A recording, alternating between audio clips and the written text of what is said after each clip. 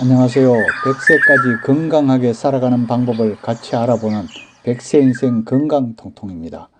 우리가 살아가면서 현대인들에게 조용히 찾아온다는 침묵의 병이라고 하는 당뇨병과 고혈압을 식품으로 잡을 수 있다면 정말 좋겠죠. 그래서 오늘은 식초와 함께 먹으면 당뇨병과 고혈압을 함께 잡을 수 있다는 이 식품에 대해서 알아보고자 합니다. 아직까지 저희 채널의 구독자가 아니시라면 지금 바로 구독 버튼을 꾹 눌러주시고요. 좋아요와 알람 설정도 부탁드립니다. 식초와 만나면 좋다는 것, 바로 이 생강인데요. 식초와 생강이 만나면 우리가 알지 못하는 놀라운 효능이 있는 것으로 밝혀져 화제인데요. 특히 최근 일본에서는 일명 생강식초의 효능에 푹 빠져 있다고 합니다. 그 이유는 바로 신비한 약효 때문이라고 하죠. 당뇨병, 고혈압은 물론 변비나 냉증 등 다양한 효능이 있는 것으로 드러나고 있기 때문이죠. 그럼 도대체 어떤 효과가 있길래 일본인들조차 푹 빠져 있을까요? 첫 번째로 혈당치 낮추는 생강의 놀라운 약효가 있답니다. 생강은 예로부터 약처럼 먹던 식품 중에 하나죠. 많은 효능을 나타내기 때문이랍니다. 예를 들자면 감기의 특효약으로 생강차를 마셨고요. 항균 효과나 위를 건강하게 하는 작용, 냉증 개선 작용 등 일일이 열거하기도 힘들 정도로 그 효능이 많답니다. 그 비밀을 알려면 우선 생강의 성분부터 알아야겠죠.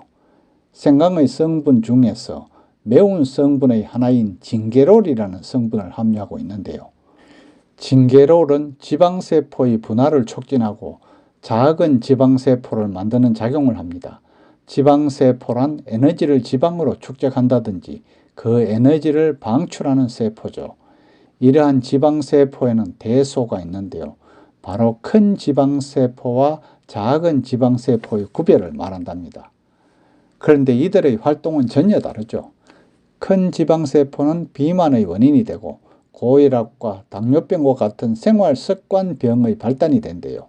그런 반면 작은 지방세포는 그 반대의 활동을 한답니다.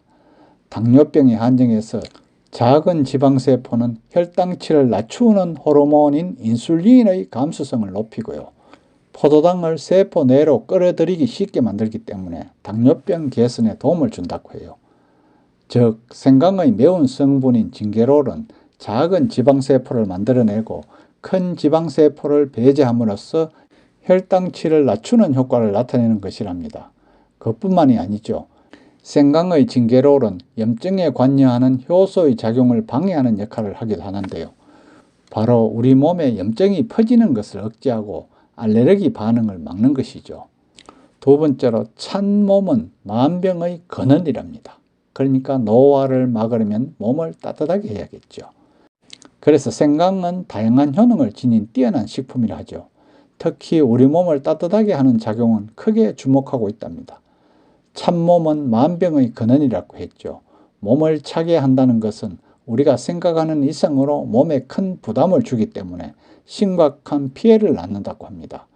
그렇다면 우리의 몸이 찰 경우 과연 내 몸에는 어떠한 영향을 미치게 될까? 그것을 크게 5가지 증상으로 나누어 분류할 수 있답니다. 첫 번째로 내 몸의 기초 대사율이 저하되죠.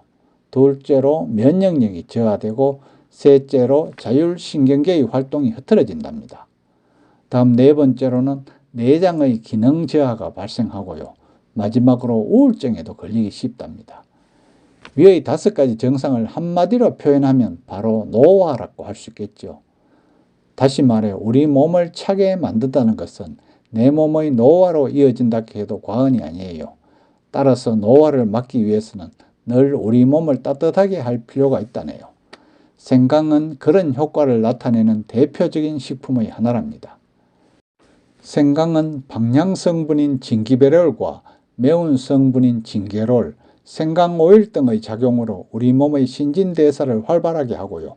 체온을 높여 혈행을 좋게 만드는 중요한 작용을 하고요.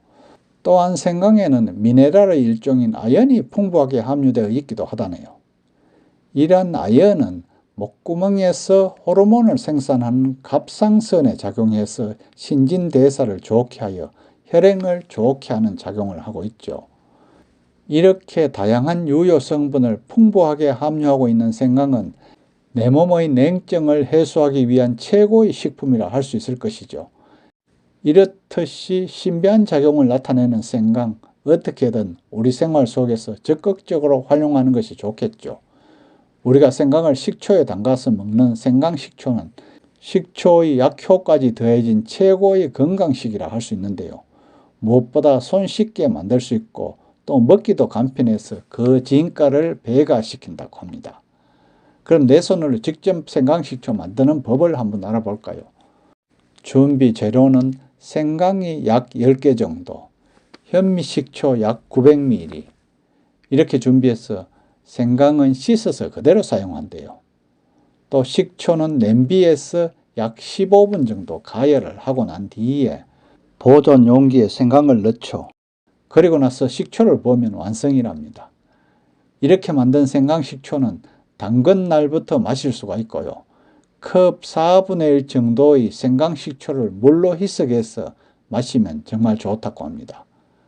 그 외 흑초를 활용한 흑초 생강이라든지 사과식초를 활용한 사과식초 생강이라든지 매실초를 활용한 매실식초 생강도 만들 수가 있는데요.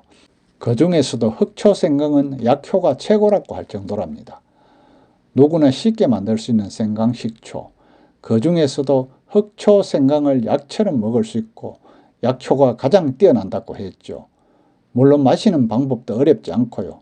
생강 액기스가 배어나온 흑초를 따뜻한 물에 타서 마시면 된답니다. 2주일을 기한으로 마시면 되고요.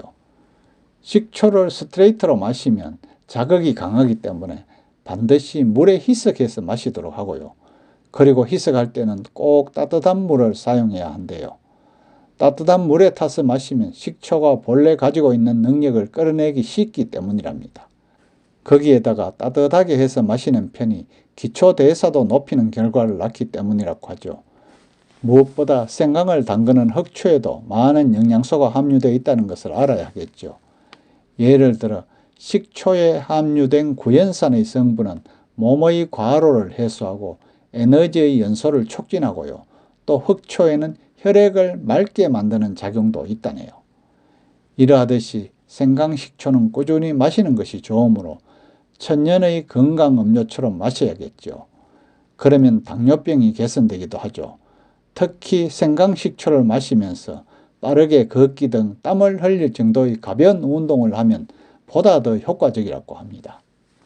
오늘은 생강식초에 대해서 알아보았는데요. 무엇보다 생강식초는 우리 몸의 노화를 돕고 과로 같은 것도 한 방에 날려버린다고 하죠. 건강식품으로 인한 우리의 건강, 100세까지 건강하게 잘 챙기시기 바랍니다. 끝까지 시청해 주셔서 감사하고요. 구독도 꼭 부탁합니다.